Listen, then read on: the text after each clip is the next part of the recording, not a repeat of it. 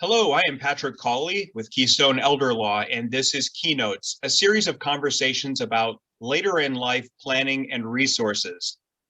Do you know how your parents met?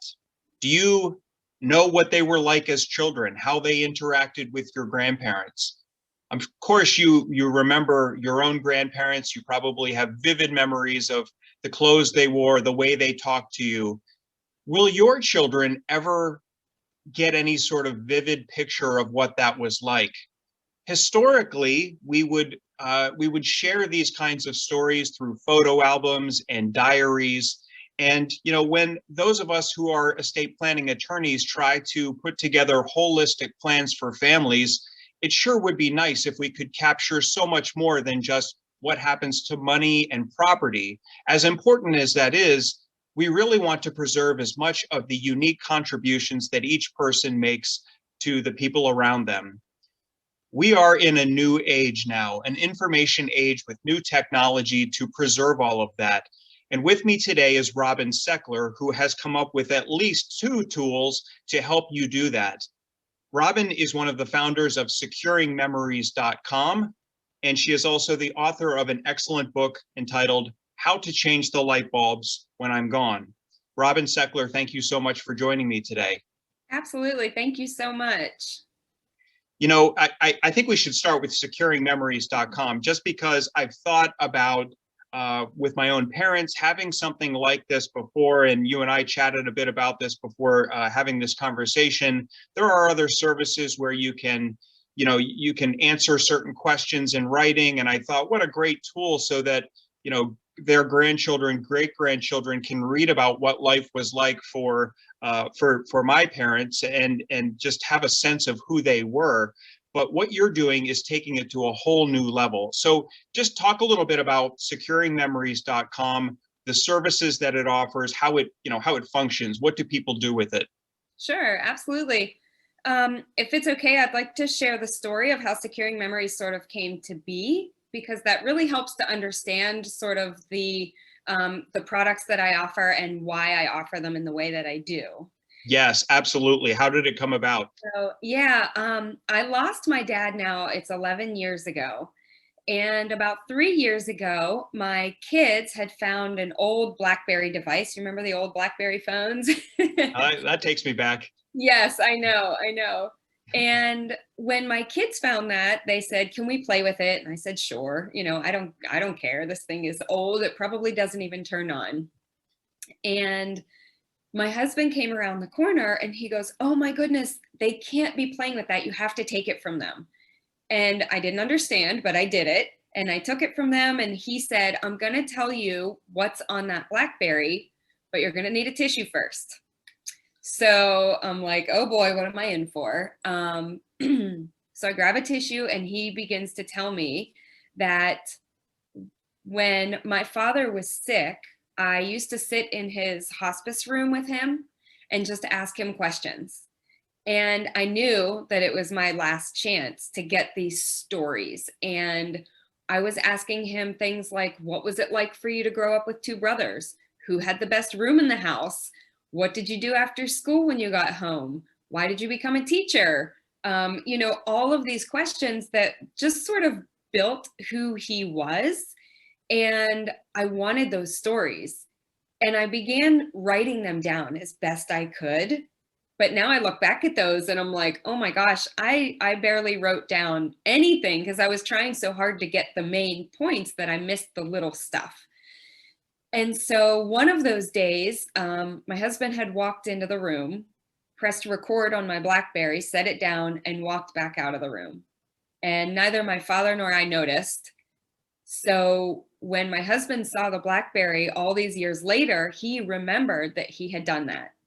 And he said, on that BlackBerry is a recording of you and your dad having a conversation. And that happened to be just 2 days before he passed away.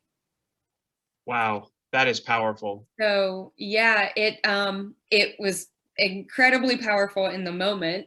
And when I finally, after some finagling around, got the BlackBerry up and running and open, I pulled up the the audio of my dad and I next to a picture of him, and I let my kids all listen to him because they had never met him.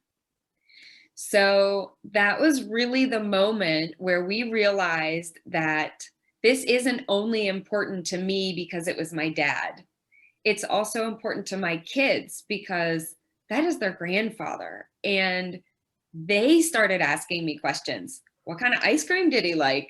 Would he have come to my baseball game? You know, who did he cheer for when he watched football? And they really were interested in these details of stories that I would have never imagined that they would be, you know, as excited about as I was. And so, Sure. And today, I mean, imagine if it weren't just audio, but of course we've come a long way since Blackberries. You could set it up so that they would be able to see how he interacted with you and just the facial expressions and all of that. yeah, yes, that's exactly right. And so we took that experience and built the company Securing Memories as it is today. And we encourage families to ask the questions and to record those in a video style so that they can be, you know, passed on from our generation to the next in a digital format, which is incredibly easy these days. It is. And first of all, I'm amazed that you had the forethought to sit down and actually try to record those memories, you know, writing them down as fast as you could with your father. I mean, some people, I think it occurs to them that wouldn't it be nice, but nobody, you know, just the act of doing that is recognizing that there could be limited time and nobody wants to think about that. But everybody after the fact, you know, years later would love to have such a record of what that person was like. And so that's amazing that you thought to do that. And now you've turned it into a mission where you're allowing other people to do the same thing, but so much more with the technology that we have. So tell me, how does, you know, assuming that I have a phone with a camera, that's pretty easy. We all pretty much walk around with those. How Right. does Securing Memories work with to accomplish what you were doing with your dad? So what I found of one of the most challenging things that people would come across is they would say like, well, what do I ask? You know, and so to make that easier, I've created what I call the story deck. And the story deck is a deck of cards, and I have multiple different versions of the story deck, but on each card is a question. And this question, for example, says, did you choose the career you imagined for yourself when you were a kid? And so there are a lot of different thought-provoking questions that are meant to sort of bring up memories, encourage the storytelling, get conversations rolling. And a lot of times, once you start down a road of a conversation, you don't need the deck anymore. You know, like there's so much that comes out that you're like, oh, well, I didn't know that. Tell me more. And so the story deck is really the starter. We encourage families to use a phone stand, which we provide all of this in our kits. And I have multiple different kits of different sizes, and they all include different things, kind of depending on what you're, you know, what you're interested in or what you're looking for or what kind of questions. And we encourage families to just set up their phone on the stand and just begin, you know, having the conversation and trying to make it as fun and as comfortable as you can, so that those stories really, you know, really come out. Oh, sure. And I would imagine that some of those questions in that deck you just showed, that people probably start laughing before they're even done asking the question, you know, and then also anticipating what the answer is going to be. And others, you know, it's the full range of emotions. You know, some of that will bring up, you know, if they've already lost their mother and they're speaking to their father, well, it's going to be, how did you meet mom? And oh, the tears will start flowing. But what a healthy exercise in preserving, you know, these unique contributions that created really the personalities of every generation to follow. Yeah. Yeah. And I think that's it for us. It's really capturing that person in full color. You know, it's not the scribbled down notes that I have of my dad where really I don't get the personality, I don't get the feel, I don't get his emotion. I just have a few words that say things like, you know, liked to read books when he got home from school. Well, that doesn't really tell me anything, you know. Right, right. I mean, really, it's better than nothing. I still it think the fact that you tried to write down in detail memories about your father is something that a lot of people wish they had done. But you're right. I mean, taking with that phone stand and hit record, and then you see interactions, you see the intangibles like facial expressions, and you see personality coming out. But there's just, you're right. There's no way you could see that coming off of the page. right, right. And I wanted to, since we're talking about technology, I thought I would um, try to, share my screen if that's going to work. And then I wanted to show, if you can see that, can you see my screen now? Yeah. So I'm showing what Securing Memories, the website, looks like. So of course it's securingmemories.com. And then I think what you were just showing, those decks, if you hit on click on products and services, there's, you go through here and there's all these products on here that, the story deck, the holiday edition, the holiday experience box, the dad's legacy kit. So I was wondering, and you go through and you see all of these different ways, which I assume are designed to different ways to provoke that conversation that you're talking about. So maybe you can just tell me, I mean, tell me about some of these different types of kit. When I look at dad's legacy kit, the holiday experience box, the legacy starter kit, what are these designed to do? Sure. So when I think about, one of my favorite ones truly is the holiday experience box. And I say that because when you imagine the holidays, Christmas or Thanksgiving or Hanukkah or New Year's, and when you imagine those family holidays, I envision people sitting around a dining room table and the conversation is going, and sometimes there are, young kids who may or may not be involved, and there's grandma and grandpa who are at the other end. And what I really want is to bring that together and to include the younger kids, in with the adult conversation. And so this is a way, the holiday story deck is a lot of fun because it's things like, who makes the best pie at Thanksgiving, or what is your favorite family traditional recipe that shows up on the table every year, or what was the best gift that you ever found under the tree? So it's a lot of fun. It's very family friendly. And for me, I think that is just a really fun way to get to know a lot of different things about your family at one time. So that one I think is probably my favorite. Oh, I'm totally signing up just for that one in advance of the holidays, because that's how it is at my parents' house, with people all around a table, always telling stories. And I've heard a lot of the stories 100 times, but they're always fun to hear. And, the whole point of this is that the grandchildren and great grandchildren, people who haven't been born yet, haven't heard the stories, and they haven't heard the way my parents tell them. That's so right. It's, that's a lot of fun. Yeah. And so that's securingmemories.com. And it's, instead of prompting people with questions to write down, as some other services I've seen do, in my personal experience, I tried to get my parents to sort of record some of their childhood memories, but it turned into a homework assignment, I think, because they agonized over getting the wording just right. With the phone stand you just showed, you hit record, and it's not only not a project or a homework assignment, it's fun, and it's something that'll just get done, and then you'll have it. So how does this get secured, and how do we know it's going to be around?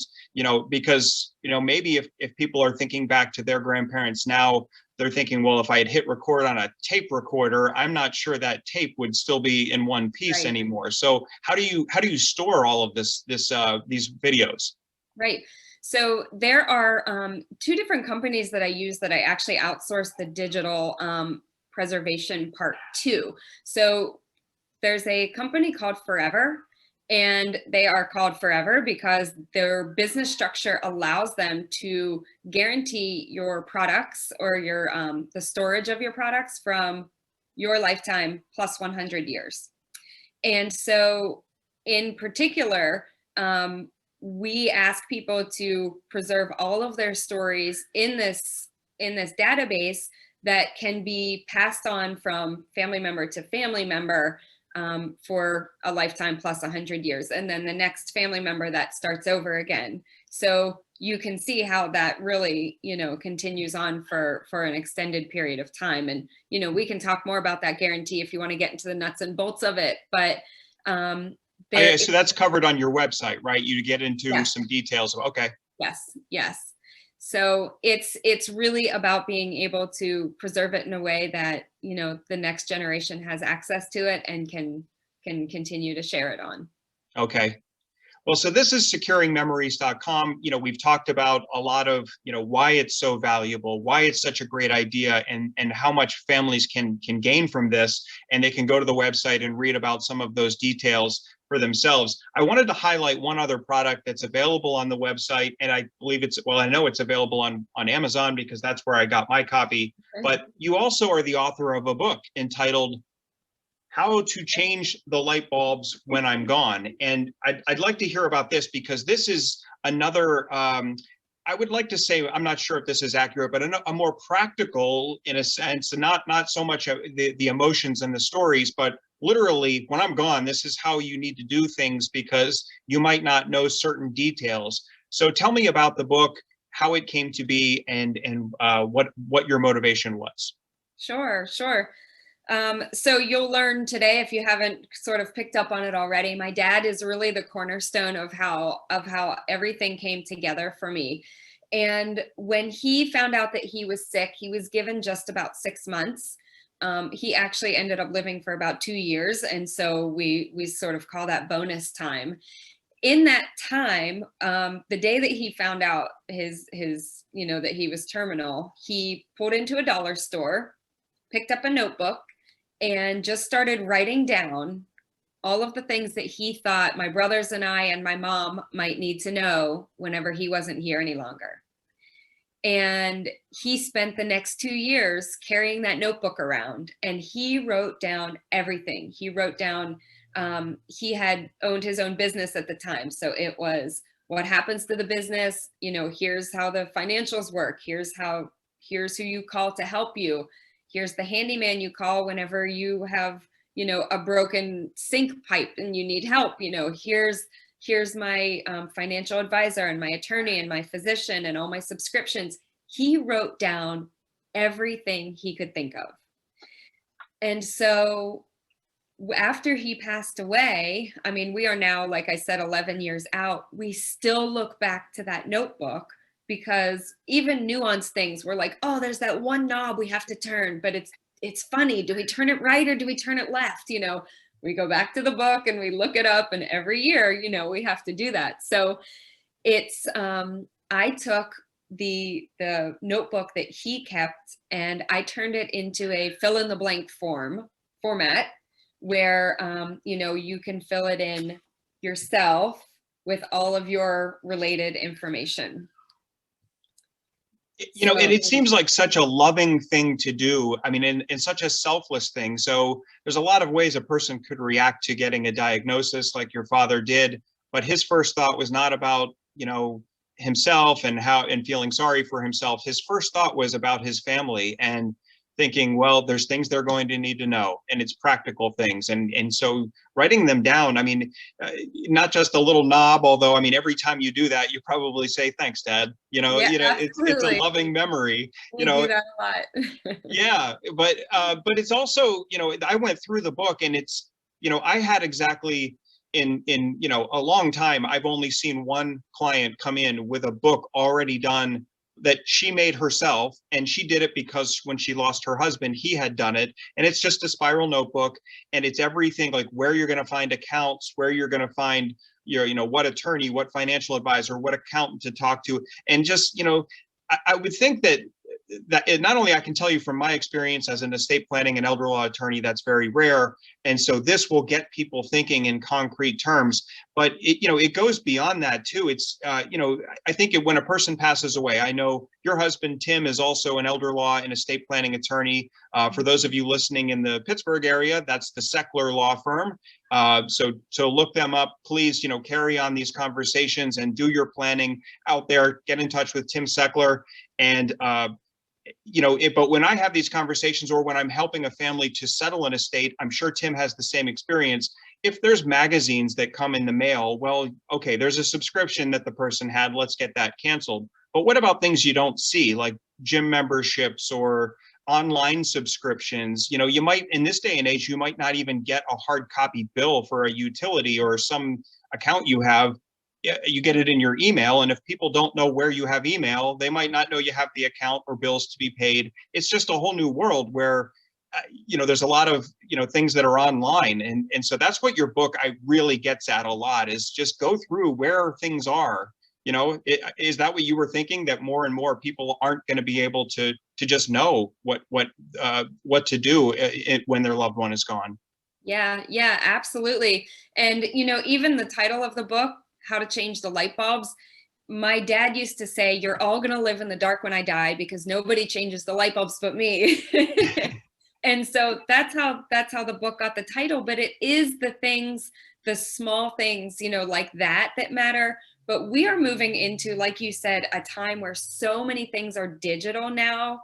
And, you know, a lot of these subscription services, like you said, I mean, you could go months or years without realizing that, you know, $7 or $10 is being taken out of, if you didn't know to look for that sort of subscription. And so there is a place in the book to record your digital assets. And, you know, there are companies out there that are getting really good at this too, that the book allows you to direct them to those companies. For example, Good Trust is one that we really, really recommend, because it allows you to have a deputy that can go through and sort of get those passwords for you in a legal manner. And so without knowing how to do these things and without having it written down somewhere, families often, you know, they show up to attorneys, you know, much like you and much like my husband, and they're sort of like, where do I start? And so for us, this is the starting point. It is. And this really, what you've done never goes away, because although the law is catching up to the technology, I actually, when I worked in the state Senate, I worked on the legislation. We had a hearing, and I organized this hearing and brought in groups like Amazon and AOL and Google, Facebook, and they were taking the position, as long as they could get away with it, that, oh wait, you're telling me that the account holder is now incapacitated or has passed away and they're not using this account. Well, we're going to shut it down. Well, what happens if they kept a spreadsheet of important information on Google Docs? All of their photos are on Instagram or Facebook. They're only getting bills through your Gmail or your Hotmail or whatever you have.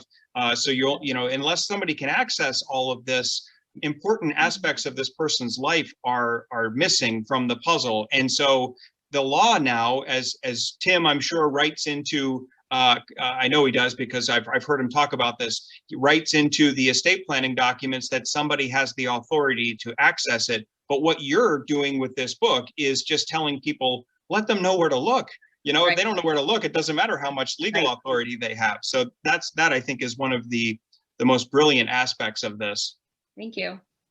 So, and finally, you mentioned Good Trust. I mean, what would be your recommendation for people about passwords? Because it's one thing to say, I have an account in this place, this place, this place, but if it's password protected, whether it's online banking or an email account, do you have any recommendations for that? Because security, of course, is an issue. Right, absolutely. And we recommend security first.